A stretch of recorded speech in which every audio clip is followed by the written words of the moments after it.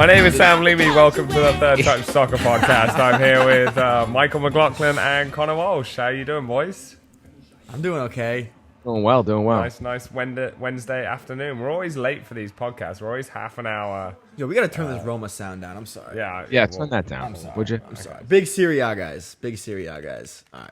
So it's Roma 3, Benevento 0, the bottom dwellers of Serie A. How much do you know about Serie A, Mike? Tons. I know. When I watch the games, there's more people in my living room than are in those stands. Well, I mean, talking about attendances, huge attendance this weekend at Dude, what Atlanta. a transition, man. That Atlanta was crazy. That was nice. 70,000+ against Orlando at home. I mean, we talked about it last week about the new stadium down there in Atlanta, where these people are coming from, and what an exciting game as well for the 70,000 in attendance this past weekend. Yeah, what a match with another Joseph Martinez hat trick. That's now 7 goals in 3 games for the young Venezuelan. I don't understand it. I really don't. But it's crazy. All these people that don't even know about soccer know that there were 70,000 people there. It was one of the biggest stories in the whole United States sporting world, I think, this weekend. It really was. It was big. And it was funny because the Chargers were playing at the Galaxy Stadium, and they only had 20,000 NFL fans in a soccer stadium, but then there's 70,000 fans in an NFL stadium. So it's just... Yeah, it's weird how an NFL team couldn't sell out an MLS stadium, yet an MLS team could sell out an NFL stadium this past weekend. That was the big talking point. People don't even when I was telling some of my friends, they don't even believe it. I'm like, no, Seattle averages 47,000 and Atlanta's been averaging 50-some thousand and Portland's 30 and they're like, what? I thought 10,000 people showed up, because everybody remembers going to those games 10, 15 years ago when they were dragged by their soccer coach, and there'd be 1,400 people in Foxborough watch a New England Revolution game. It is interesting. How far away is Nashville from Atlanta? Not too far, right? It's not. We're going away? Are you planning an away day? Well, I'm just saying about that U.S. national, the Gold Cup game this summer down in Nashville had any coincidence with the rising attendances down south there.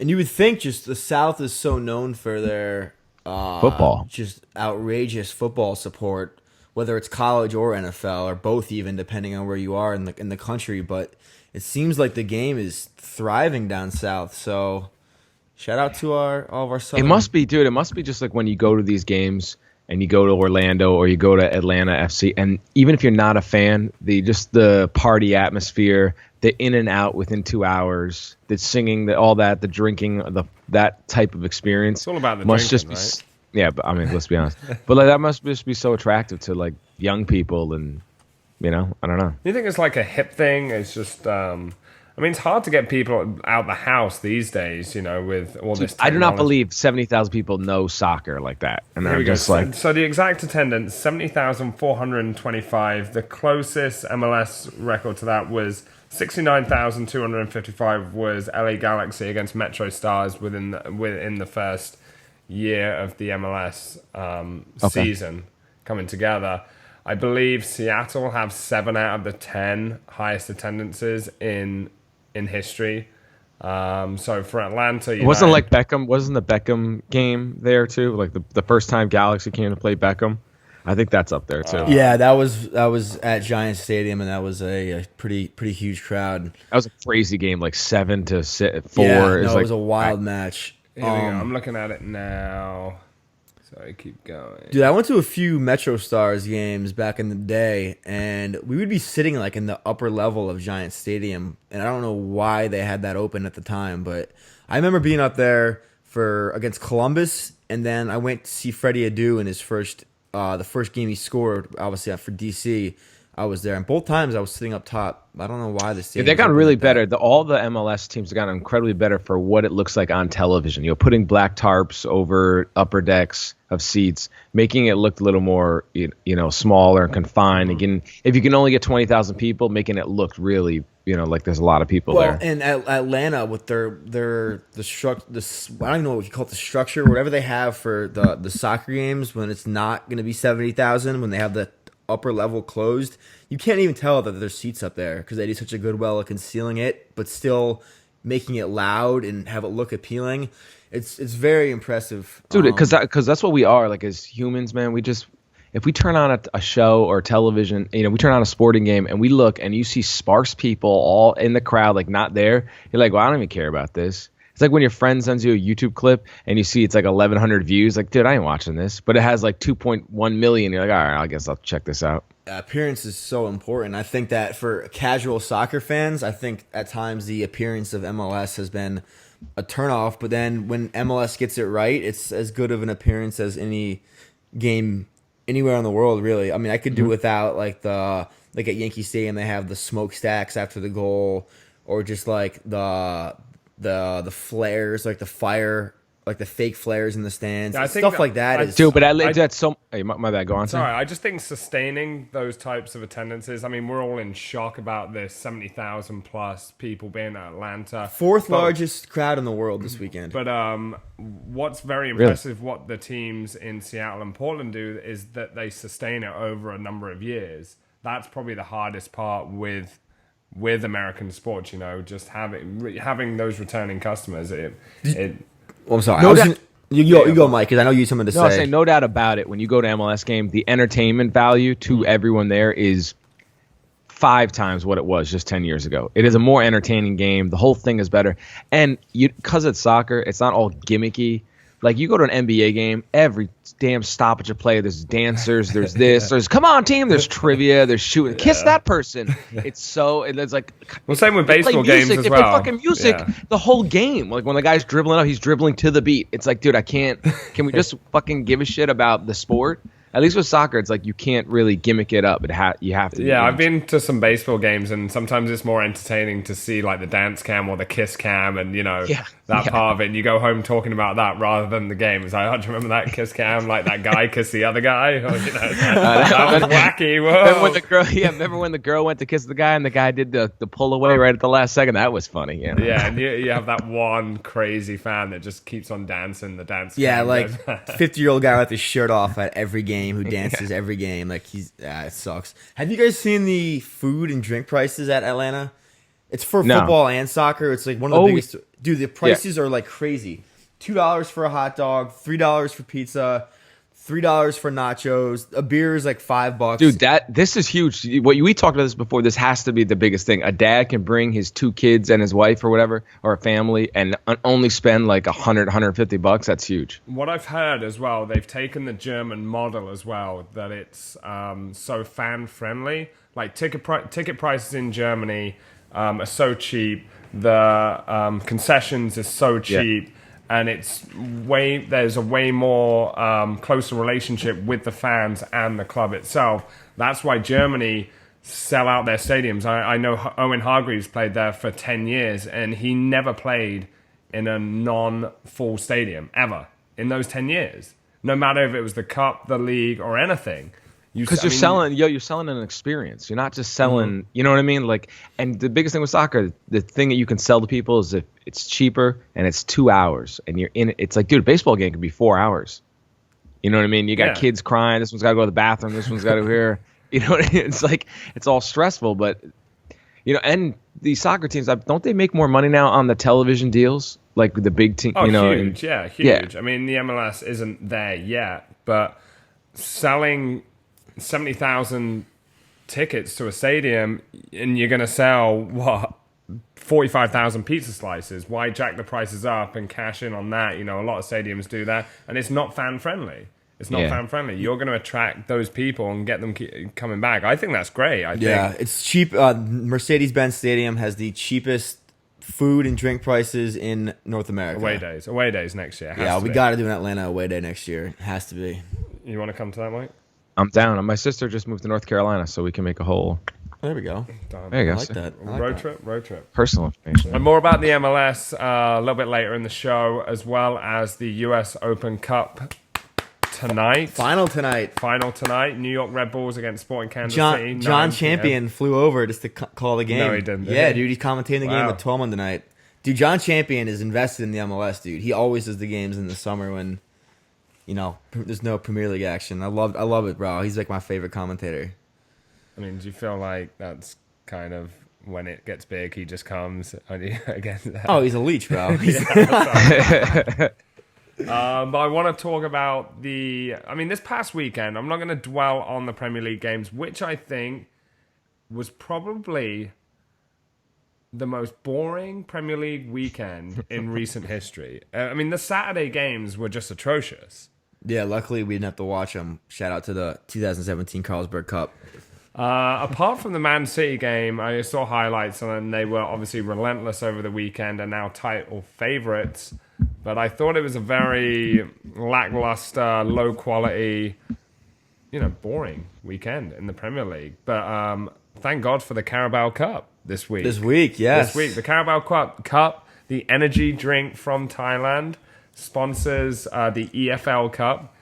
They do the draw at like 4 or 5 in the morning, local time, GMT time. So people in England, managers in England, they're not going to stay up and see the live draw. Did you hear about what happened in the first and second round draws? Because No. it's such a farce. Teams were drawn 2 or 3 times. Really? Like, I think Bristol was drawn twice in the same round. Well, there's And- Bristol City and Bristol Rovers. No, it was Bristol City was drawn right. twice. And then, what else happened? Something else happened. Oh, they did... I forgot. I literally read it this morning. The Telegraph wrote an article about how big of a joke. Oh, they do a different draw for home and away. And the Sky did the second round draw. The first round draw was in Bangkok. The second round draw was in England. And the guys that were drawing for Sky had no idea how the format of this tournament was working. So it was like a live national TV disaster because they had the Carabao changed the whole format of the tournament. It's not just a normal cup. It's like you do a draw for away. Teams have been drawn 2 or 3 times. There was discrepancy over What's the point of the tournament, though? Okay, so people who don't know about the Carabao Cup, it's the English EFL, English Football League Cup. It's always named after a sponsor. It's been called the Worthington Cup, the Carling Cup, Capital One Cup, the Capital One Cup, the Milk Cup back in the day. This is early 90s, late 80s. It's been called a ton of names. So it's the English Football League Cup, and I would say it's the 4th most important competition for club managers to win. Yeah. Behind the Premier League, the Champions League, Europa League, 5th, and the FA Cup. Yeah, and I think the reason why it's not as big as the FA Cup is that it's just teams in the Football League, so it's just the top 4 divisions. Mm-hmm. With the FA Cup, you get some of the non-league teams, which, like last year, especially with Sutton United and Lincoln City, you got some pretty crazy scenarios that's what makes the FA Cup what it is. The League Cup is just, the top 4 divisions and it's teams that we see anyway in the FA Cup. So it really is just a... And how long is the FA Cup's been around for what, over 100 years, Over right? 100 years, It's like 140 years old or something. 140 years, and this cup has been around for not nearly as long. 40, right? 50 years. So, but it's still a trophy to be won, and Remember how good the final was last year? United and Southampton. It was like the best game of the season. Yeah. It was great. Yeah. But I want to talk about Liverpool as well. A stuttering start to the season for Jurgen Klopp and his men. This was probably, them crashing out yesterday against Leicester City. After the game, I feel Liverpool fans and the manager must have thought to themselves, okay, we're probably not going to win the Premier League. We're in the Champions League. We're probably not going to win that. The FA Cup and the League Cup is one of the best chances they can win a trophy this season. And them going out against Leicester the way they did, I think it's a new low for Liverpool since Jurgen Klopp has, took over. And there's been a lot of question about the defense, etc. But listening to Jurgen Klopp in his recent post-match press conferences, I don't understand. I don't understand him now. And I know he's a likable guy, and there's no question he's a good manager. Is he, though? What's he won? Well, Liverpool have won 1 major trophy in the last 11 years. One. This could be the 12th year where they're not going to win anything again, and this is Jurgen Klopp's 3rd year as a Liverpool manager. So where do Liverpool go from here? The whole situation with... You hear that? Yeah, what is that? Is that from me? Yeah. Running water? Yeah, Yeah, I thought it was your beard. That's my no, that's just my beard here, folks. I your cannot Brooklyn stop beard. scratching. I cannot stop scratching my beard. I'm such an asshole. Like I wait, like every time I'm waiting for something at a coffee shop, I'm just like scratching it, and I look at myself in the reflection, like, what a dick. Every week of the podcast, Mike gets more and more indoctrinated in Brooklyn hipster culture. Yeah, this morning I'm drinking bulletproof coffee. It's a mix of grass-fed butter. I got some O'Grady's Brooklyn coffee, the cold brew. What'd you get? The O'Grady's Brooklyn coffee. Oh yeah, that's the cold brew, right? Yeah, that destroys your brain. So where am I? Questioning Jurgen Klopp. I mean, likable guy. He's always presented himself very well in interviews, pre-match and post-match interviews. But in recent memory, he had that great season with Dortmund. Then the next season, the first couple of months, they were bottom of the league, and then halfway through the season, he joined Liverpool. Am I right in that? Yep. No, yeah, and Klopp, he has won nothing. He won the Bundesliga once with Dortmund. What, 2011, right? Or it was the first year. It was yeah. like that first really big year when Dortmund got back on the map. But he hasn't won anything, and I think that his personality is so big, and his teams do play attractive footy, but there's no end product ever. And I think that he is just being exposed as an average manager that is just great in interviews. That's what he really is. Well, now a lot of Liverpool fans have taken to Twitter after this loss yesterday, which I think was somewhat embarrassing. Leicester aren't a bad team. I'm not going to take anything away from Leicester, but the way he set up his team with Coutinho playing the first 45 minutes, destroying Leicester for 45 minutes, takes him off at half-time. Takes your best player off at half-time. He's saying fitness, blah, blah, blah. And he's also come out with the excuse with that 1-1 draw against Burnley at the weekend that players feel the pressure because of Liverpool's history. I would say almost all English teams, I feel like, they are victims of this stuff. Fans, anxiety from the fans, man. Yeah, they come. But do you think the players on the field feel that as the game goes on, or do you feel like they feel it in the moment? I think they feel it, man, because that's how it was being a Red Sox fan all through, the 80s, 90s, early 2000s. Dude, it was because it was palpable in the stadium. You think Jose Martinez or whatever they are from Central America. It's Pedro Martinez. He's not from Central, he's from Dominican Republic. All right, okay, well. No, anyone else, you think they're coming over? I mean, say the Chicago Cubs just won it recently, the World Series. Yeah. How many years? 104 years? Yeah, but the Cubs were never really good. Liverpool is consistently. What was last time won the league? 72 or something? No, 88. 88. All right, so they have won. Leeds United have won the top flight league more recent than Liverpool. Leeds United. That's the state of Liverpool Football Club right now. So it's been 30 years. It's been nearly 30 years. Yeah. Yes, almost 30, and that's.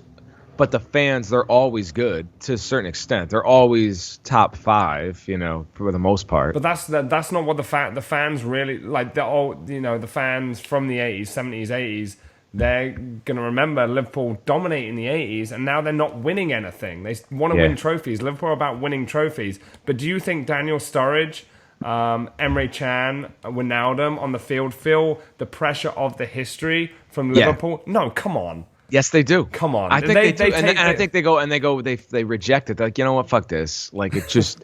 You don't think I can't take all this pressure. I think they're playing within the moment. I think they get frustrated within the moment. They'll hear the moans and groans from the cop end and from the fans, but that doesn't translate to, oh shit, we haven't won the league in 30 years. I don't think that at all. Well, when they won Champions League 2005, right? Stevie G, that was the amazing comeback, right? Yes. That was the last great moment these fans have had. Yes, it was 05. Yes. With 05. So they made the final in 06, but they lost the final in 06. Yeah. So they were successful in 2006, but still. Yeah, I mean, it is. I think that the fans, and you feel it when you watch a lot of these games. You feel it with Arsenal fans. You don't feel it as much with Spurs fans. You feel like they're just happy to be there because they know that they're a growing club. They have somewhat of an okay history, but and United and Chelsea have been so successful. You don't really feel it with them. You Tottenham feel that's going forward, Liverpool going backwards right now.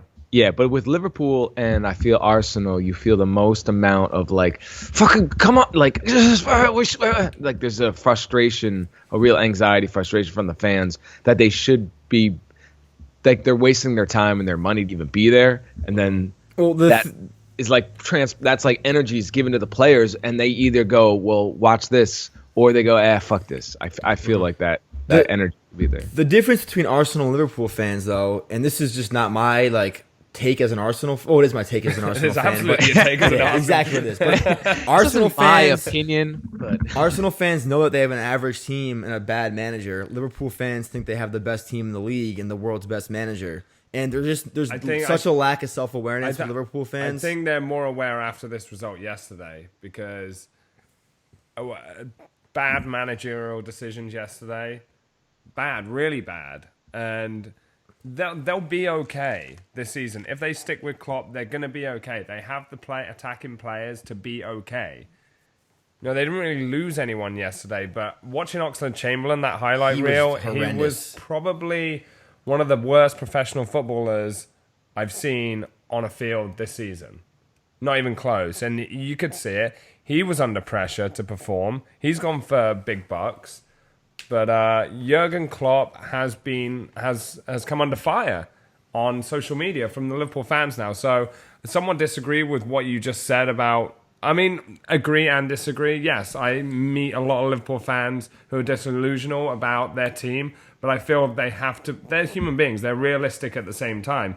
And now... I don't know, man. Now, from working at the bar and talking to... Maybe it's just the people in Albany, New York... No, it's just there's so much hope, and I heard it all. There's nothing wrong with hope. There is, bro, because Arsenal have a more successful history over the last decade than Liverpool have, and there's no hope at Arsenal. Liverpool fans have had nothing. They haven't won the league. You don't hope for anything like the FA Cup. Nope. Nothing. Nope. Absolutely nothing. I take every game. Dude, I'm more excited about these cup games. I'm ecstatic to watch Doncaster Rovers today, bro, because that's the thing we can win. That's the level of Arsenal. That's what we can do. That's what we can see that. Liverpool fans, I mean, people, dude, Firmino, Sané, Salah, best front three in the league. It's like, it's not even it's not. It's like the fifth best attacking options in the league. Be reasonable, and your manager is cheese. You just like seeing him afterwards talking he sucks, yo. He's a crap manager, and your club is crap. Just accept it. You guys suck, and so does Arsenal.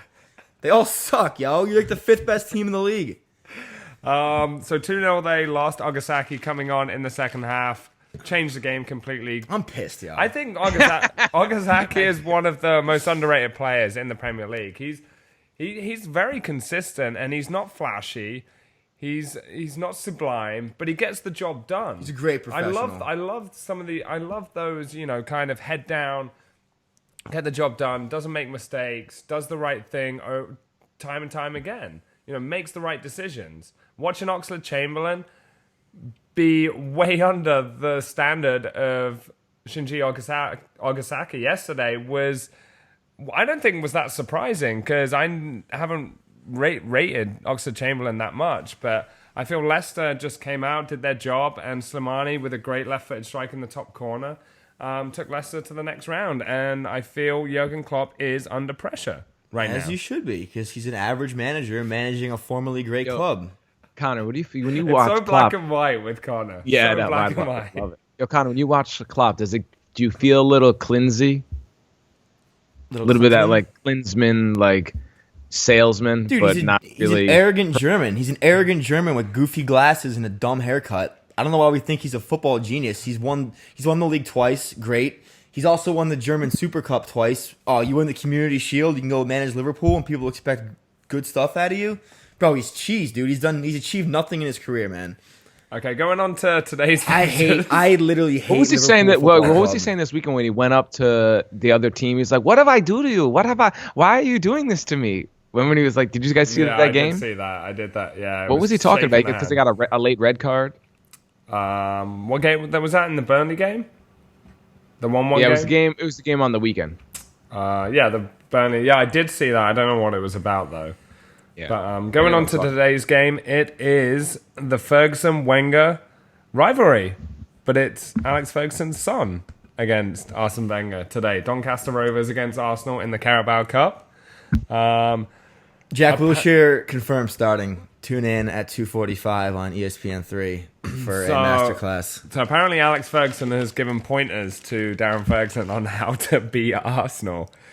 How do you see this one going? This one's at Doncaster as well, right? Oh, I believe it's at the Emirates. Oh damn, yeah, Doncaster no hopers. Yeah, really. they're done. No, I don't know, dude. Arsenal will probably lose 2-1. Oh, it is at the Emirates. Doncaster Rovers. I mean, in this competition, Jack Wilshere starting, wanting to win this cup. I mean, we saw the final last year, and you know it was great. Dude, Arsenal's a mid-table club, so this is a great mid-table competition. Honestly, this is I love the cups, dude. You get to see new teams. I've said it before last year when we first started the podcast when the FA Cup was on and the Capital One Cup at the time. But I thoroughly enjoy the cup competitions, so I would love it if Arsenal won. You literally bought beIN Sports last year, so you could watch the cup final. I think it was a snow day as well, so we couldn't really. Yeah, we were in our bag, our bag heavy. But that is live at 2:45 on ESPN3. Most of the games in the Carabao Cup on ESPN3, not many being shown on live TV network. But I just want to touch on the Manchester United-Everton game at the weekend. 4-0 winners. Lukaku scoring against his old club. A lot of talk about his celebration. He did set one up and he did score one. Getting a lot of stick from the Everton fans at the weekend. Get over it. As he should. Do you think it was wrong, Mike, for him to celebrate in front of the Everton fans and give it back? Well, aren't you always supposed to do the you do the no celebrating thing, right? When you score against the team you just left. But how attached was he Everton? He was only there for 2.5, 3 years. I mean, it's not like his boyhood club that gave him everything. He went there, he was their main player, and he left for a very sizable amount. You still should do that thing that they all do. They go, oh, no, don't touch me. Let's just put the ball back in the middle. But if the Everton fans were giving him stick for 80-odd minutes, then he pops up with an assist, cups his ear to the fans, and then runs away, and then within 2-3 minutes he gets one and goes back to the Everton fans and does the shush over his lips.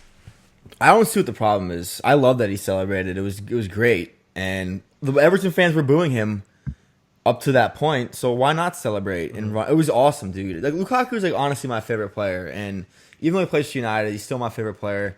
I had an Everton Lukaku jersey at school. Someone stole it from me.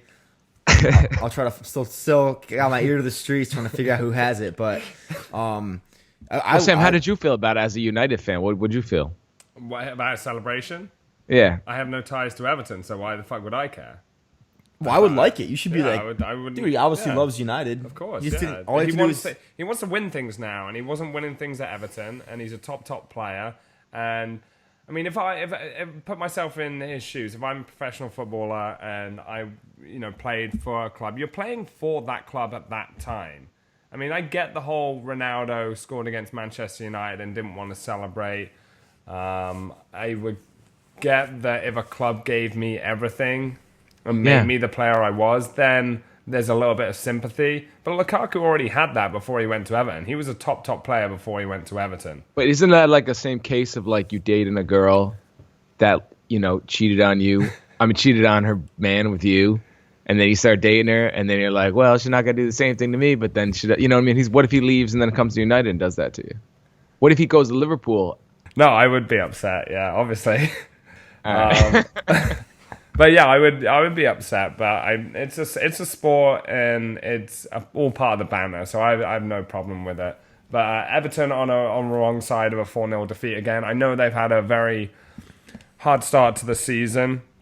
Ronald Koeman is obviously feeling the pressure, but he has come out and said, well, we've spent 150 million. I know Paul listens, but he spent 150 million on the same player. Which is, you've lost a striker for 70 million and you haven't replaced that striker. So Everton's team is just as expensive as Bayern Munich's, and they're currently. I know it's really early, but they're in the relegation zone. I just feel that they've gone a little bit backwards with the money they spent. I get that they need time to gel, and Ronald Koeman has said that, but he's also come out and said there's no way we're going to make the top four. And from an Everton fan, you just don't want to hear that. Unless he was asked and trapped that question, you don't want to hear that as an Everton fan. I know Paul doesn't want to hear that as a fan. I know they've had a rough start to the season. They've had Man United, Chelsea away, and Man City away, Stoke at home, and Tottenham Hotspur at home. But the way they collapsed against Tottenham and the way they collapsed at Atalanta in the Europa League, I thought was not good enough for Everton Football Club. Well, the money spent, it's just as a fan, you have to feel like it's unacceptable that they're putting in this type of performance week in, week out, and Koeman has to be in the hot seat, right? Mm-hmm. It has to be. So we'll see if results keep going. He's probably the next manager that would be fired, you'd think, if results continue as they go. Well, with the amount of sorry, Mike. No. Did you guys feel when you watched the game, when Rooney left the game, the 80th minute, it was still 1-0? He was probably hungover. it was, and he had a pretty good return to Old Trafford, and it was 1-0. The only, I don't think Everton played that bad, and they could have, scored. They could have equalised, and I mean, it was a wonder strike from Valencia in the first few minutes, and that's something United didn't do last season. Was score early. They were always chasing the game, so. I mean, a few games this season they have scored late on. That's a slightly concerning thing. I'm not going to, look into it that much, but yeah, it was 1-0, and Everton could have got themselves back into the game. Their response from the Atalanta game on Thursday was better than it was from their response against Tottenham to the Atalanta game. So Rooney, he did. Do you think was there an emotional letdown from all the players once Rooney left? No, I don't think so. No. Do you think so? Well, I mean, there was 1-0, then it ended up being 4?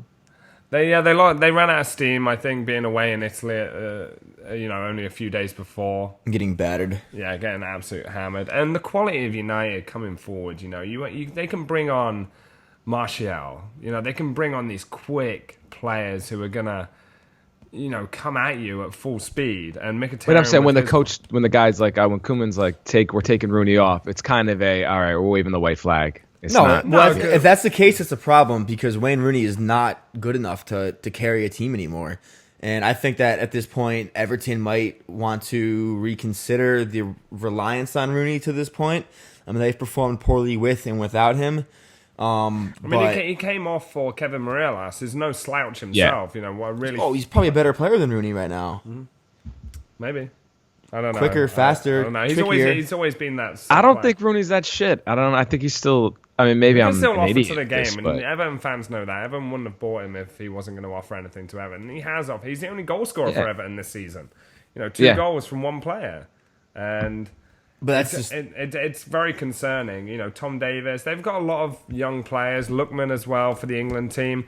But if they're so reliant on these players, the Tom Davies, the Lookman, I know they're young, but they've also bought the Sigurdsson from Swansea for 50 million. Why can't they work with these young players for the next season, give them their experience this season, and then work with them next season, integrate them into the team?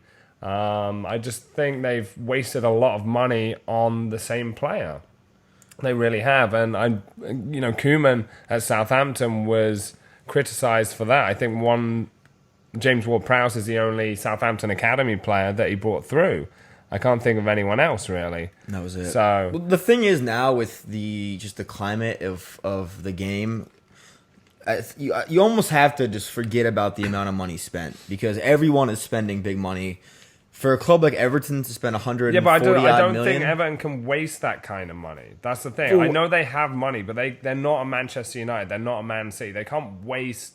Man City and Man United can get away with wasting 30, 40 million because United bought Di Maria 2-3 years ago for what, 50 million? They lost 10 million. He's still going to be worth that much. But is Sigurdsson, if he has a shit season this season, is he going to be worth 40 million, 50 million next season? No, absolutely not. He's going to be worth half that. Well, yeah, he already is worth half what they paid. But that is just everyone is worth more than they actually are because the Neymar transfer. So you almost have to divide the money that Everton spent by half or something around there. It's just the reality. So you know what I'm saying? Like. No, I get obviously, it. Everton spent a crap ton of money, but they also have a ridiculous amount of money with this Premier League TV deal and everything else going on. I mean, they got the Angry Birds sponsor on their shirt sleeves, so obviously they're. Did you see that, Mike? The Angry Birds? Yeah. Font. That was brutal.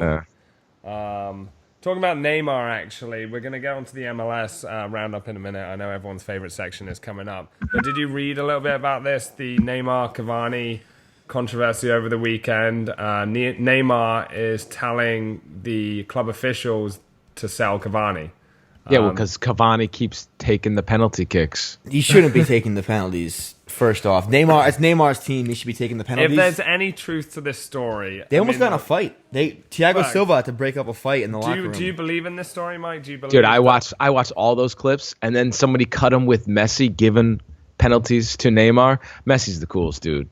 Dude, he's constantly he throws the ball. Neymar, he's like winking his eye. He's finger gunning him like, you got this one. No, Messi's so cool. And Messi's putting up a year this year that he is. I saw him yesterday. He was unstoppable yesterday. I mean, how many goals has he got so far? He's got 15 in 4 games. Is that for real?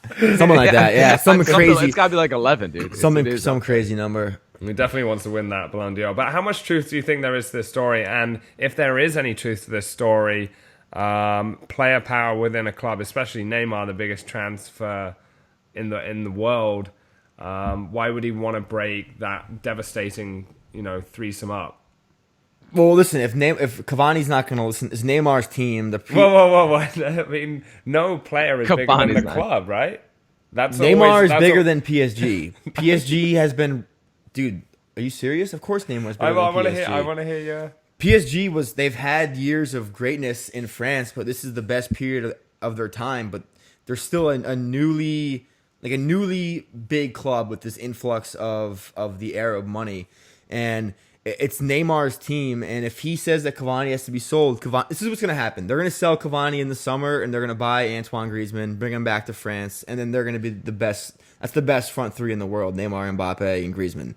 Yeah, but what do you feel about the Cavani not just take? If Cavani earns the penalty and he doesn't give it to Neymar, Neymar should take every penalty. It's not even a question. It's his team. He's the best player on the team. He's the best finisher on the team. He should take the penalty.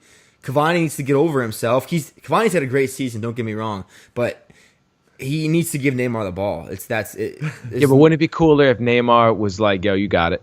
No, it wouldn't be cool. Who got fouled? Dude, I don't know. The game was on this weekend. Cavani got fouled. Cavani got fouled. Yeah, you got to watch these. It's been multiple situations the whole season. It's not. There's a bunch of them, and Cavani is a dick. Cavani is a dick to him. He literally shoves him off like, I got this one. It is weird. Do you blame Neymar for being mad? There's got to be some territorial threat there. Cavani's Uruguayan, Neymar's Brazilian. The countries aren't the friendliest to each other. Yeah. And Cavani's been at PSG for a number of years. Neymar's just arrived. There has to be some kind of personal rivalry between the two. The situation is... But I get it. Cavani can't not think that Neymar isn't a better player than him. I get that. And the situation should be squashed by the PSG president or Unai Emery, the manager, that Neymar is the penalty taker. And then the situation's over. And if Cavani doesn't like it, then he's going to get sold. But Neymar is giving him assist after assist this year. It's not like Cavani isn't benefiting from Neymar being there. Cavani's on pace to have his best season ever at PSG. So he should get over himself and let Neymar take the penalties. It's that simple. And if Neymar's not playing, Cavani, your second penalty taker. But it's the manager's fault for not making the situations, for not squashing it himself and making Neymar the club penalty taker. It's that simple. It's true. It's the manager's fault. And Cavani... I wish we had a bun. I wish we had a bun. The penalty. Wish I had a bunch. Like, great point. Just boom. That was a good one. But But I mean that's I mean if there's any truth to that, that's really interesting. That wouldn't fly under so. Yeah, but the amount of egos it takes to get to that level that these guys are at. I mean, all Cavani have egos, thinks Mike. it's all insane. Have egos. They should have Insane. egos. That's They how you have be to have. successful with being confident with an ego. That's the key. But so it's not a team game anymore. It's like no, it everyone is a for team themselves. game. But People Neymar is think a Cavani positive deep addition down, to the it's like team. Cavani deep down is like, dude, I'm worth 254 million. This like they think that they have to have that feeling, or they wouldn't have got to that level. Yeah. They think they're like, if I guarantee if you interview Cavani, but you there's go, nothing hey, wrong what do you with- think about Neymar getting 250 million? What do you think? Every big name soccer player is going to have that moment of hesitation where they go, it's crazy. But deep down, they're like, man, I'm worth that. I'm like, they have that churning So in you their think brain. Alex Oxlade-Chamberlain thinks he's quarter of the player Neymar is? he's not even a 16th of the player. No, but Neymar. those big name players feel that way. Right. But yeah, interesting developments in France. PSG still top of the league. Now, MLS. MLS.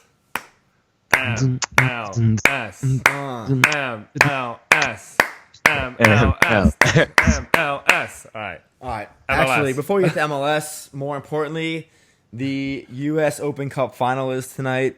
Like I said, the great John Champion hopped on a flight to Kansas to call the match. You know, it's a big deal. But do you guys think that the U.S. Open Cup should be more important than it is? I mean, the final, some of the games were shown on ESPN. The finals are always televised on ESPN. But I think it's gaining traction. I think this year is one of the first years where people taking notice because of the lesser clubs coming through and that whole Cincinnati experience on ESPN and in the stands. I think it's just gaining traction. Needs to kind of keep it going. But I don't think you have to. No, it's not as relevant as you think it should be right now. I don't think it should be more relevant. It should be, but it just hasn't got there. Yeah, then there's a few things. It's just not big enough. Like the final is always played in the higher seed team's stadium. What's up, Mike? Do you think it's correlated like this with the CONCACAF Champions League? Like as that rises and people start to look at other, you know what I mean? The rise of the CONCACAF Champions League will be. It makes everything more important. As that tournament gets bigger. See, for America, we need an MLS club to. I said the CONCACAF Champions League, and Sam just started like sneering. Like, well, I'm just. Like nobody cares about that.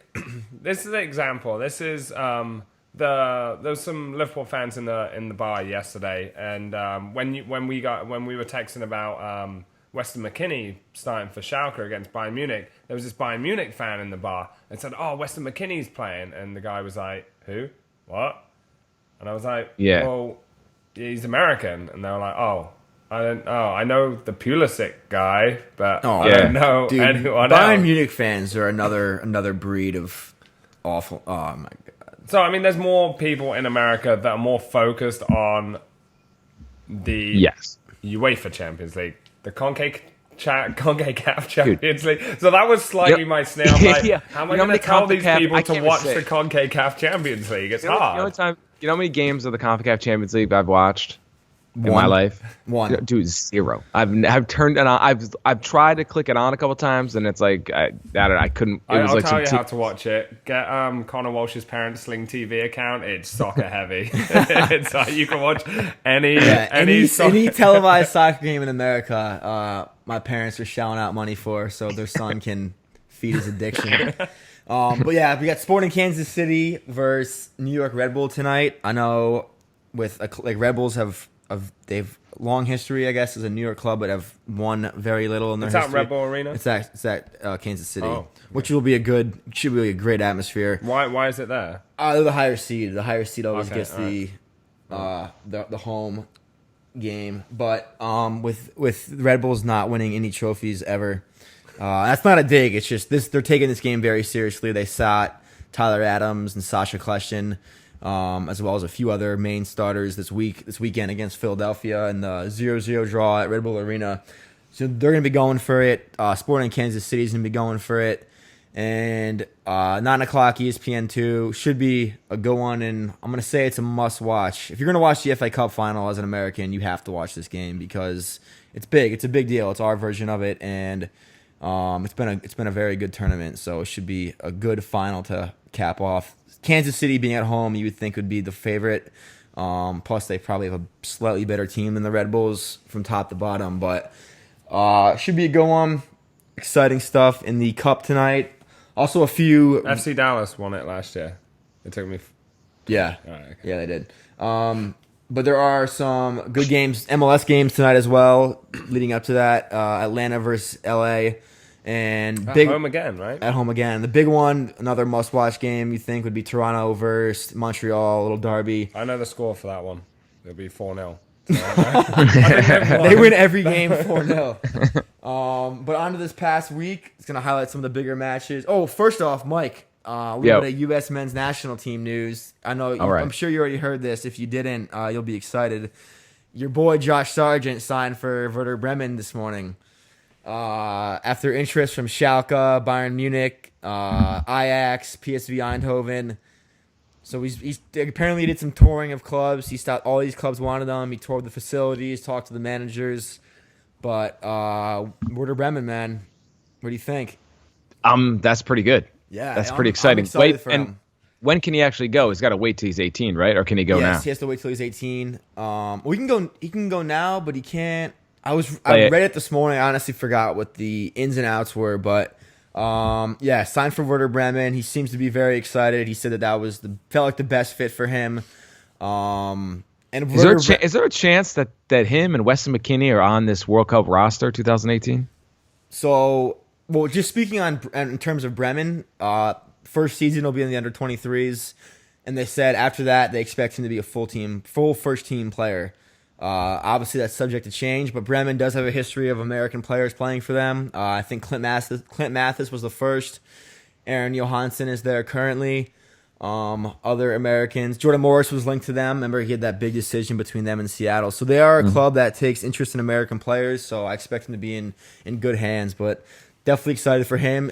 He will be at the Open Cup final game tonight, interviewed live at halftime per Taylor Twellman's Twitter account. So, Mike, tune in, buddy. You get to see your buddy. But also, U17 World Cup coming up next month, which the lads, the under-17 national team. Wait, is he's still... Yeah, he's still on that team. Dude, wow. Him, Andrew Carleton. That's going to be a fun World Cup. There's a lot of young talent on that roster. Timothy Way, PSG striker, George Way's son. So Carleton hasn't dressed yet for Atlanta FC, right? He's just been... Carleton? He's only played for their reserves, development team or the reserves, but he has been on the bench a few times, I believe. George Weah's son, George Weah, son, plays for the United States. Yeah. No, okay. And he's like one of the top young youth strikers at PSG. He kills for PSG. How old is he? He's 17. He's gonna be good. He's tall, bro, and he's from everything I've read from PSG, like he is maybe their top youth player. So that's exciting, and that should be a fun World Cup with a bunch of exciting attacking talent with him, Carleton, and Sargent. That's a pretty fun front three right there. So, but yeah, back to the MLS. Going back to last Wednesday, Atlanta 7-0 over New England. Me and Sam were watching this game at the bar. 2 red cards in the first. I've never seen anything like the first half from New England because they were trying to get red carded. Tackles were flying in the first 10 minutes. You know, I'm on Twitter trying to live tweet it a little bit, and every MLS journalist is like wow, New England is trying to get red cards tonight. 10 minutes later, they have 2 in the first half. So they were down to 9 men early on. Atlanta, their new stadium, momentum behind them. The homie Joseph Martinez first hat trick of the week, goes on to score another one at the weekend. Yeah, that was a crazy match. Some very good goals scored. Again, Atlanta on Saturday, 3-3 draw with Orlando in the record-setting crowd game. Everyone big scored. Dom Dwyer had a brace. Kyle Larin scored for Orlando. And then Martinez bagged all 3 for Atlanta. And I don't know, man. He might be the best forward in the league. He's special, and you would think with this new stadium and just what's going on in Atlanta right now that they can maybe make a deep playoff run in the East. And they might be the only real team that can... I still have a lot of faith in NYCFC. Not just as a supporter, but on paper, I think that they're good enough to compete with Toronto. But Atlanta is they have the best front three instead of 16 and 14. yeah, Wow. he's got Martinez has 16 goals in 14 games, so he's missed half the season. Still has 16 goals, 7 goals in his last 3 matches. And then for Orlando though, they're playing this 4-4-2 system, and Dwyer and Larin look like they're starting to figure out how to play together, which is going to be big for Atlanta moving forward. Vancouver 2-2 with Columbus. Minnesota late winners in Montreal. Come on, lads. Yeah, dude. Abu Jamladi, rookie, 89th minute golazo winner on the road. Impact are 5 points behind the Red Bulls, and the Red Bulls have a game in hand for that last playoff spot. So Montreal had that great month of August, late July into August. It looks like September hasn't been as fruitful in terms of results and points. FC Dallas and Seattle, 0-0 draw.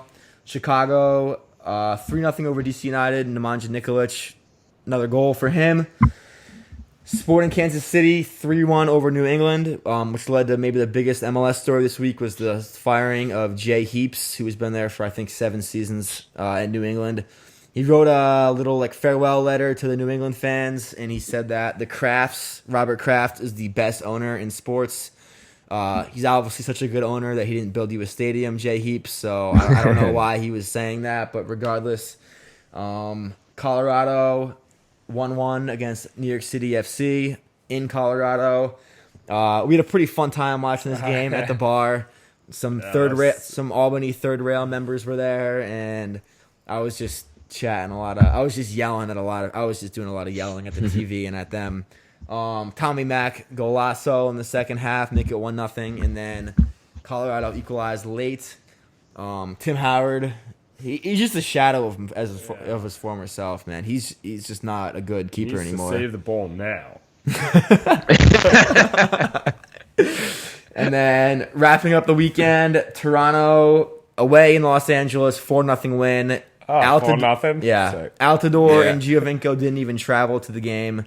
Just the rest. There's nothing wrong with them, but, that just says a lot about the Galaxy's current status, that when Toronto doesn't even need to bring their best 2 attacking players and they still win 4-0. Giovinco did come off the previous week. Yes, Giovinco picked up a little knock, but this game was just precautionary. They didn't travel all the way across the continent for that match. Current standings, Toronto top of the East, of course. NYCFC second, Chicago third, Columbus Crew fourth, Atlanta fifth. It looks like they will secure a playoff spot. For a while they were in that 6th spot. As we mentioned, Montreal with a few bad results in a row have kind of fallen out of the picture. It's just a bigger gap. They're still in 7th place, but New York Red Bull is 6th, and then Montreal 7th, New England 8th. But looking at that table, most of the teams in that top 6 have hit a good run of form, apart from Chicago, who are in 3rd, right? More or less, yeah. They're all. Chicago's kind of turned it around in the last few weeks. They're starting to win some games again after that little bit of a midsummer slump. But with that 5-point gap, it's a 6-point gap. 6-point gap we talked about, and with the Red Bulls having a game in hand, it does not look like anyone else will be. It looks like the playoff picture is just about done in the East. Still a few more games to go. Heading over to the West. Vancouver Whitecaps quietly on top of the Western Conference on 45 points. Portland second with 44. Kansas City third with 44. Seattle fourth with 44. 1 point separated. Yeah, 1 point separating the top 4. So Western Conference is a lot going on over there. Real Salt Lake, they beat Portland this weekend, which is a huge result. They have snuck into that last playoff spot. But Houston is level on points just outside with 38. Oh, FC Dallas. FC Dallas going down. Yeah. We talked about them recently. Yeah. They had a players-only meeting this week, just saying that the coaches have put faith into them. It's time to put faith back in the team and put faith back. The coaches have been there working for them. It's time to, put some faith back in the system. 7 points separating the top 8, Mike. 7 points. What do those records look like? We got a 9, 11, 17. Dallas, here's Dallas in 8th points. Dallas in 8th place with 38 points, 9 wins, 8 draws, 8 losses, 11 ties. Nice. So, ties. yeah, pretty. They'll be in the finals against Toronto. But that's just about does it for MLS. Nice, good MLS roundup. Thank you. Yeah, good big games tonight. Yeah, some good ones tonight. But Pulisic this weekend, Mike. Your turn. On the bench for the first time this season at the weekend. For the first time, I was a little bummed, but I realized he's played every single minute of every single game this year, including, I think, most of their preseason matches, or at least the last couple. So I assumed that they were just giving a rest. They dragged him out. He came out like the 65th minute or something, and he played well. But they're playing Cologne. That's the worst team in the Bundesliga. Right? 5-0. Yeah, so they were crushing him anyway. He had some, he played well. He had some good chances. I mean, he could it basically looked like, he could have tore up that side if he wanted to. And I mean, we haven't talked about his performance against Tottenham Hotspur last week in the Champions League as well. Tottenham coming out on top 3-1. I felt like Dortmund played better in that game. I mean, Tottenham obviously winning and overcoming their hoodoo at Wembley Stadium in the Champions League. I gotta say, with 3-1 game, 2 disallowed goals. That second one, especially from Aubameyang, was 100% onside. There were 2. Pulisic's first goal should have counted because Aubameyang didn't. I don't think he impeded. I mean, that was more so acceptable than the second one. The second goal definitely wasn't offside, but I think in that game you saw what's the manager for Tottenham, Pochettino? How do you say his name? Pochettino. I think he outmanaged Peter Dortmund man. Yeah, Peter. Thanks, man. Big Dortmund guy. I'm the biggest Dortmund fan. What's this new guy's name? He's bald. He looks scary. Peter Bosz. Peter Bosz. Yeah. Peter Bosz. But I think he did because Dortmund dominated the whole first half, and Tottenham just planned to beat him on the counter, and they crushed him on the counter. Mm-hmm. Well, yeah, Harry Kane. I mean, he looks slow and fast at the same time. Yeah. He's like, I mean, when Connor and I were talking this past week, and he would take Kane over Lukaku, in his team. He just would. Thinks he's a better striker. What do you think? Did I say that? Yeah, you did say that. Yeah. Here's the thing. I think a traditional number 9, Harry Kane is just he's the last of his kind, just like that. Just I don't know. Just watching him, he's just the most.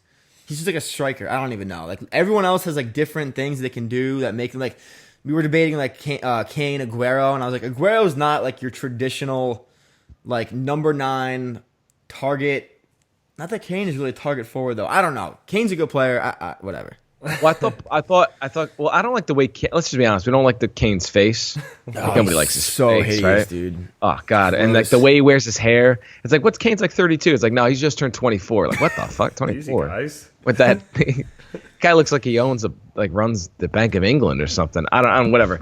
But Pulisic played really well. You've seen that movie, the Chris Rock movie, Down to Earth, when he's doing his stand up at the end. And he's talking about looks means everything. He's yeah, if I was an usher at a stadium, I wouldn't even need to see their tickets. They're just way up top, because of the way they look. Anyway, they just send Harry Kane. Well, yeah, I don't know why I don't like. Oh, hold on, someone's driving by with music. Yeah, you better have talent if you look that bad. Yeah, but I thought Pulisic played pretty well. He had some really nice moments, but I don't know if he's there yet to break down. A team that as good as Tottenham that's packing it in. He kind of looks a little he'll break the first guy, then he'll kind of just ship it in. It's tough, no one's going to look great against that. But I thought he looked pretty good. To him as well this past Monday, turned 19 years old. 19. You can't correct me on that in our future podcast. 19. Still a teenager though. What? Yeah. Are you going to go on to the next Dortmund game, or I was going to ask, what were your guys' overall thoughts on week 1 of the Champions League? I mean, we talked about it was we got through the Tuesday games. I didn't think there was any surprises really. I mean, you spoke about it last year when we started this podcast. It's one of the most predictable tournaments out there. At least the group stage, you get a lot of games that unless you're a fan, you don't really need to watch. I thought it was a big intent from Tottenham, and it was a game they needed to win in that group if they want. If they're going to have a chance, because I think Tottenham's going to get. I think they'll probably get crushed when they go back to Dortmund. I don't know about crushed. It'll be more It'll be a more even slate. But I think Tottenham. That result was the most impressive result of. Because if you look at that group and how the games are lined up, Dortmund gets 2 games in a row versus the weakest team, home and away. So that's 6 points right there. While Tottenham is playing Real Madrid 2 games in a row, I believe. So it's Tottenham really did need to win that game to put themselves in any type of position to to get through on that group. I mean, I think the biggest talking point was Marco Asensio shaving his legs and being ruled out of the Real Madrid game. I know. I didn't know soccer. I didn't know soccer players shave their legs. Connor, did you guys shave your legs? Never. Sam, you shave your leg? Apparently, 90% of players in Spain shave their legs, and he got a pimple, he got an infection or something, and he was unable to put his shin pads on. Couldn't put his shin pads on and play the game. Are you going to look at this next time you watch La Liga games, see how Dude, I just read a whole thing about it, and guys were saying why they shave their legs, why soccer players shave their legs. Aerodynamic, right? Yeah, that's what some nonsense. Some guy was saying that the hair in his legs holds him back when he's running. No, I heard the 2 reasons were they shave their legs because they put so much tape on their ankles and their knees and shit, and that when they pull the tape off, it hurts. I will say, as someone, that's like the worst thing to do, put directly on your skin, because you're constricting that blood flow, right? Well, if they have their ankle taped, you have gauze underneath, but you still have some tape on your actual skin to keep the gauze there, and that is not fun, ripping tape off leg hair. Especially after you lost, it's got it's like a double. You guys, so I made my debut in the Europa League on Thursday. With Arsenal. Did you guys see what happened? Did you guys see what happened at the Arsenal match? No. It was like a pretty wild situation. So you allocate tickets for away fans, whether it's 3,000, 5,000 tickets, but 20,000 Cologne fans traveled from Germany, all with the intent to get inside the stadium. And from a Cologne point of view, they have not played a European game in 25 years and have been relegated 5 times in the last 25 years, up and down the pyramid or whatever. Like a yo-yo club. Yeah, so this was a massive, massive game for them. And they all tried to get in the stadium. The game was delayed an hour because Cologne fans were buying seasons tickets, memberships. They were going to the Arsenal store. They were buying Arsenal jerseys. Going to the Arsenal store, buying jerseys, changing their phone wallpaper. And then once they got in the stadium, they literally... Mike, did you see what happened in the Emirates, dude? They literally took over the entire stadium. There was hundreds of Arsenal or Cologne fans in the Arsenal supporters section, and it was they had to stop the game, delay the game by an hour to get it straightened out. And they literally took over the whole stadium, and it was a really potentially extremely dangerous situation. I think it was a piss poor communication and running of the police or security in the whole of London. This was known they were coming over. This is, we spoke about earlier in this podcast how passionate these Germans are about their club, and they will do anything for their club.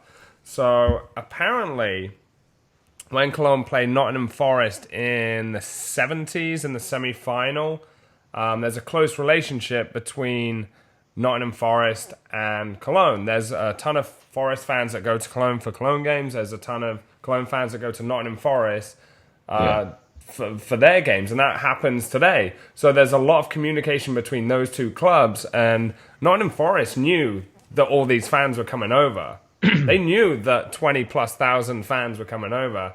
The police didn't know. Arsenal didn't know. No one knew in London. And there was just random people in Nottingham that knew this was going to happen and be a problem.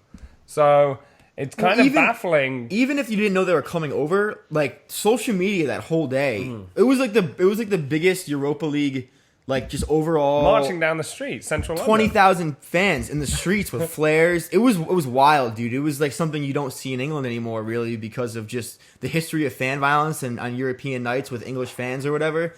It was like watching a scene from the 80s or 70s, and all day on social media there was these videos of the Cologne fans in the streets, and Arsenal should have had time to adjust to the situation, and Arsenal got fined because of it, because it could have been a very potentially dangerous situation with fans mixing the way they did. It wasn't that violent. I think there was only 4 arrests during the day, right? So it wasn't really. There were some really ugly scenes. So what outside they of the put stadium. they bought all you're this just art. looking at social media. The yeah, media's 'cause always going to make it look worse. If you the player, arrests dude, the for players, that many people? the players in the bus were taking videos of the Cologne fans like rioting outside the stadium and trashing stuff. There should have been more arrests than 4 by the looks of the video I saw. Yeah, there probably wasn't enough police around But to arrest people. it was, as a first Europa League experience for me as an Arsenal supporter, it was pretty enjoyable. I have to say, Yeah. it was great. So they conned the system. Yeah, they literally took over the stadium, and it was bizarre to see, but it made for a pretty special atmosphere for. Alexis Sanchez getting his first goal this season. His reaction. I want to talk to you about his celebration. He does that kind of. He scored the goal. They went 1-0 down, and then they came back to win 3-1. Jack Wilshere coming on. They thought he was going to start, but Alexis Sanchez scoring the first goal of the season. Him kind of jogging over to the corner flag, doing that slow motion knee slide, and just kind of clenching his fist. He doesn't want to play in the Europa League, does he? Probably not. He doesn't want to play in the Europa League. No, he doesn't want to play. And I wasn't. I don't know. He wasn't in the moment when he was celebrating? Nah, you should watch him celebrate. It's not like a big champion. I know you're playing against Cologne and it's a game you expect to win, but it was a 2-1 goal. It was and it was a beautiful goal. And on top of that, it was to take the lead in a European game, and it was a great goal. Maybe expect a bigger celebration, but he was there. It was the most nonchalant knee slide I ever saw. There was like no point in even doing the knee slide. Yeah, it was kind of odd. But I mean, there's been a lot of rumors as well this past week that United and City are gonna put a bid in the next transfer window. And a question to you, Connor and Mike: if you were Alexis Sanchez, what would be worthwhile if you were to sign a 3-year contract? You're 28, 29. This is probably going to be one of the last contracts you're going to sign at a big club. Where would you choose in this moment in time, regardless of the current standings and how well City or United are playing this year? Where would you go in January if you were to go?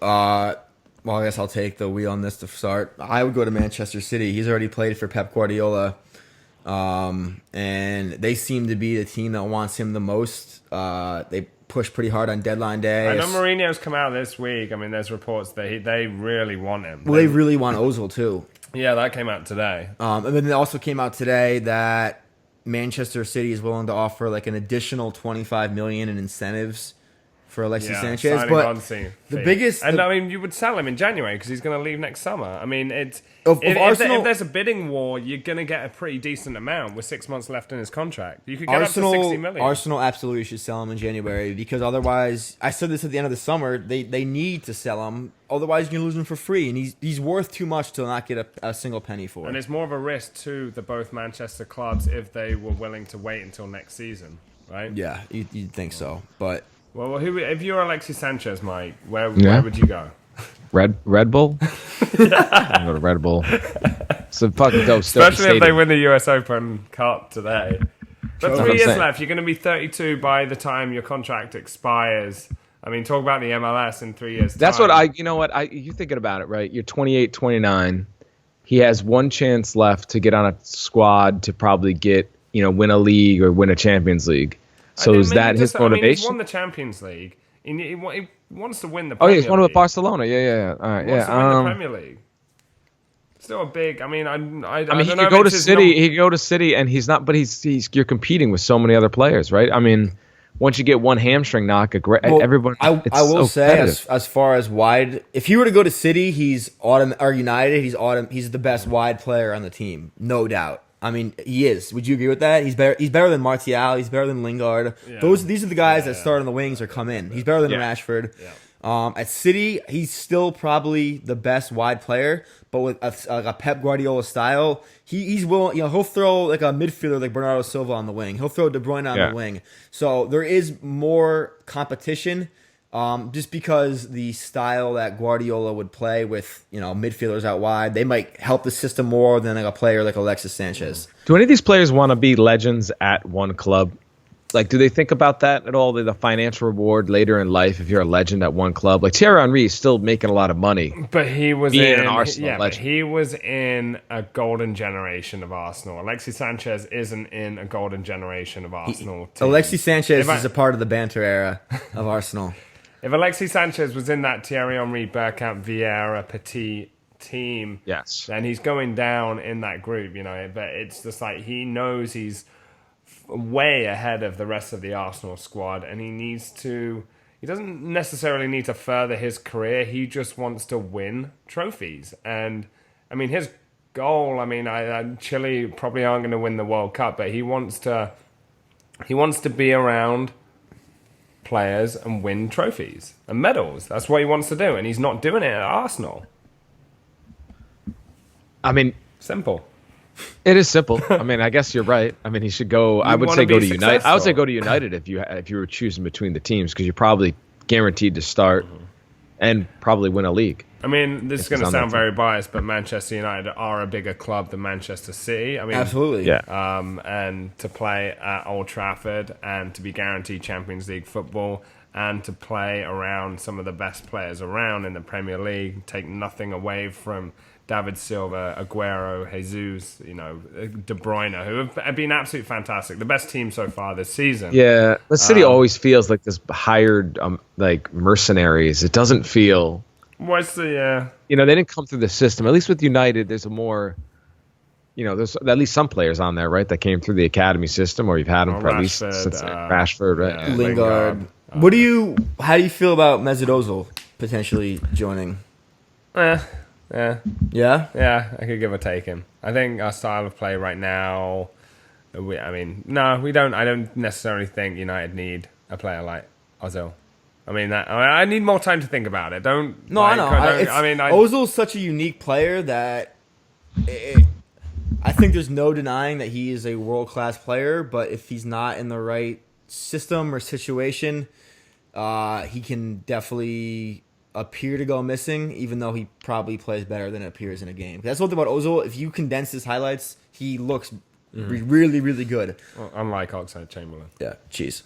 I love how we started this podcast. Mike comes on and is like, there's nothing to talk about. I feel like we could go on forever today. But we need to speed things up. We need to go on to fantasy. What ruined me this week was that Friday night game, Bournemouth and Brighton Hove Albion. I always do my fantasy on the Friday evening after work or during work, and the 3 o'clock game came around, and I was unable to change my team. Although I did do pretty well this week. I don't know if you guys checked your team. 62 points I got. I am up to third in the Third Touch official league. Ooh. Win $50 soccer.com gift card. I know, Mike, you look like you haven't checked your fantasy team in weeks. It's been a rough week, all right? What saved me was Lukaku getting that goal and assist in the final few minutes there as my team captain. Let's see. So Sam Leamy in third place, 62 points this week, 277 overall. Mike you've stayed the same. You're in 11th place. 51 points. That's not bad. 51 points, pretty good. That's like my best week. For not ever checking your team. 240 points overall. And Connor Walsh down to 18th. Klinsmann out. Come on, buddy. What happened here? 28 points. No, dude, honestly, I need to like Well, you had Ozil, Kane. You got 3 Tottenham players that, 0-0 draw against Swansea. Pickford, let in 4. Alonso. I know you love murderers. I think Lukaku is a must now. Lukaku captain. Well, I thought, crap, I'm going to do crap this week because he wasn't doing much, and especially after that free kick he had just before he scored, but he did get an assist and a goal, and he got me 24 points overall. There's always that one player every year that's a must, and I think it's him because he's just going to be putting he's going to get so many poachers goals. He's going to be put in so many situations just to get an assist or a goal, I think, more than any other player. Yeah, him. Yeah. I mean, Aguero and Jesus as well are just looking formidable in that 4-4-2, which everyone questioned at the start of the season. But I feel like Aguero could go silent for like a week or two, and I feel like Lukaku's constantly going to get the goal. Doesn't look like that. But I just say these things without any type of skill information at all. I'm just saying what I feel, guys. But CJ Tremel taking over first place over Brian Norton. The box records FC 68 points this week, 300 overall. That's Salah of goals, 52 points, 296 overall. Team Jabroni, Sam Leamy, 62 points, 277. Not a selling club, Jonathan Sourshell. That's some name there. You got Sourshell, Jonathan. 69 points, 274 overall. And Chad Binney going down to 5th place, Jammer FC, 54 points.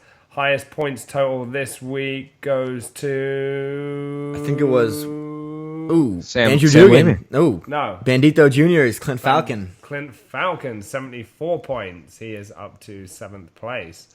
Again, Jesus, Salah, Mkhitaryan, David Silva's like great. What a legend he's been for Man City. Do you think Aguero and David Silva are going to go down as legends? I know they're still playing. Aguero still only 29, right? 29, 30. Can I pitch an idea to you? Shoot. Is either Aguero or David Silva the best player in Manchester City's history as a club? Apart from Georgie Kincladze, the 90s legend. Oh, dude, that was sick. Yeah, it has to be. It has to be, and they still have a lot to offer. David Silva is what a player. David Silva is. And he's been a player for 8 years. He's been at Manchester City, and Sergio Aguero went there in 2010, so 7 years. Going on 8 years. Mike, are you going to tune into Dortmund at 3 o'clock? It starts at 5 minutes. We got to wrap this pot up. Yeah, Arsenal starts in 5 minutes. Okay, but thank you for tuning in, guys. Always tweet us at the Third Touch. Enjoy the Open Cup today. Dortmund off in 5 minutes. Is he starting? Yeah. Pulisic? Yeah, sure. Pulisic. Is he? Give me. Let me know. Is he starting? Hold on. Let me look. If he's not starting, I'm going to the gym. Big Dortmund guy. I missed the gym today for this. Oh, the game already started. Oh, what time? All right, let me check. 3:30. 2:30? We're underway here. What are you saying? 3:30? 2:30? Nah, Pulisic is starting.